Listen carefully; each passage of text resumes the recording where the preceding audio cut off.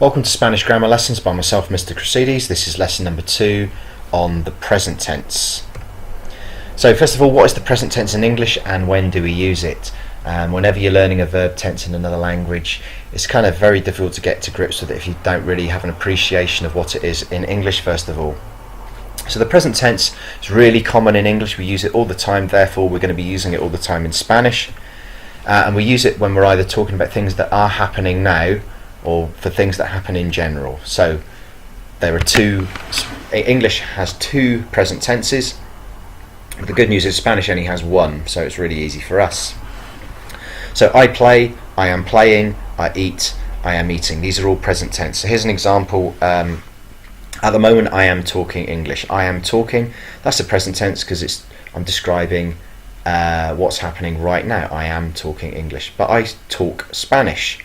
But I'm not doing it at the moment, but in general, it's something that I can do in general, so I would use the present tense for that. So I play, I am playing, I eat, I am eating, he swims, he is swimming, they go, they are going, we do, we are doing. All of those are present tenses, and in Spanish we do, we are doing, translated exactly the same way. I play, I am playing, both translated exactly the same way.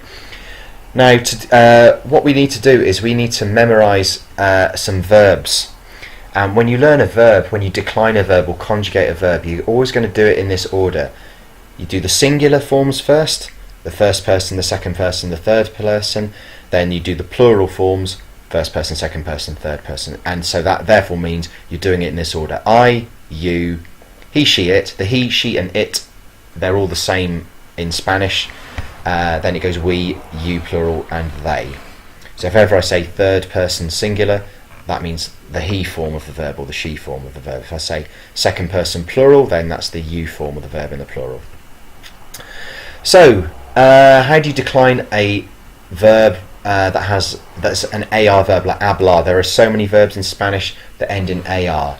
So, this is how the verb breaks down. So all you do, take off the AR from the infinitive and you need to add these endings. So, hablo is I talk, hablas, you talk, habla, he, she, it talks, or he, she, or it is talking. Hablamos, we talk, habláis, you plural talk, and hablan, they talk. You need to learn the verb in that order. You need to memorize the endings. You need to remember that the third one on the list is he, for example. You need to remember that the fourth one is we. Okay, so it goes I, you, he, she, it, we, you, they.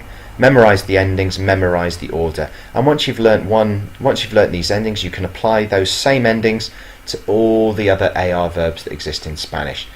It is the ending that tells us who does the verb. Okay, it's really important. So memorize the endings and learn the verb in the correct order. For an ER verb, take off the ER and add. It's exactly the same as the AR verb, except all the A's have become E's. So it goes como, comes, come, comemos, coméis, comen. So you need to be able to recite hablo, hablas, habla, hablamos, habláis, hablan, como, comes, come, comemos, coméis, comen. But when you go como, comes, come, etc., you need to know that you are saying I eat, you eat, he eats, we eat, you eat, they eat, or also I am eating, you are eating, he is eating, etc. The IR verb's a little bit weird. So take off the IR from the infinitive, and it starts off exactly the same as the ER verb, but then it in the we form and the you plural form, it goes to imos and is, and then it goes back to looking like an ER verb again. So the IR verb's a little bit tricky. The ER verb is easy because it's the same as the AR verb, except you swap in the E's for A's, but the IR verb's a bit weird. So the IR verb goes bibo, bibes, biber, bibimos, bibis, biben. Okay, so again, learn the order, memorize the endings, and remember that what you're saying is I live, you live, he lives, we live, you live, they live. Because the ending determines who is doing the verb, in this case, the living. Here are a few irregular ones. These are very common. So this is the Spanish for I am, you are, he is, we are, you are, they are. Soy, eres, es, somos, soy, son. The verb to have, I have, you have, etc. Tengo, tienes, tiene. Tenemos, tenéis, tienen. Think how often we use these verbs in English, therefore you're going to be using them a lot in Spanish too. The verb to go, so I go, you go, he goes, voy, vas, va, vamos, vais, van. That's also a very important verb to use because often you will use it to make a future tense as well. But see my lesson on the future tense for that. Hacer, the verb to do. Hago, haces, hace. Hacemos, hacéis, hacen. Another verb to be, estoy, estás, está. Estamos, estáis, están. and the verb can, I can, you can, etc. Puedo, puedes, puede, podemos, podéis, pueden. One final one, the verb to want. Quiero, quieres, quiere, queremos, queréis, queren. So these have to be learnt separately because they are very irregular. The present tense is it's very tricky because there are so many irregular verbs. So once you've learnt the set of endings, can you apply it to another verb? So for example, escuchar is the verb to listen. So can you recite, I listen, you listen, he listens, we listen, you listen, they listen. Escucho, escuchas, escucha, escuchamos, escucháis, escuchan. Remember, all you have to do, take off the AR or the ER or the IR and add those same endings. Memorize those endings, learn the order, and remember that the order goes I, you, he, she, it, we, you, they. Okay, just press pause. Can you translate these into Spanish? There are the answers. Just remember that there are two ways to translate the present tense. So for example, they dance, but also they are dancing. So I guess you translate it using whatever would make better sense in that sentence. And here are some from English into Spanish. So I've given you the infinitives to try and make it a bit easier so you can just focus on the correct ending. So press pause, scribble these down. Here we go.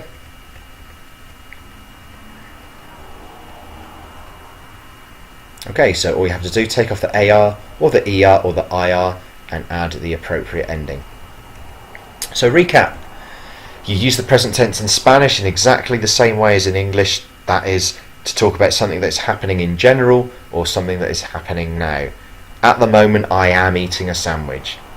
On Thursdays, I eat fish. So there we go. In general, on Thursdays, I'm using the I eat and I am eating right now because it's happening at this very moment.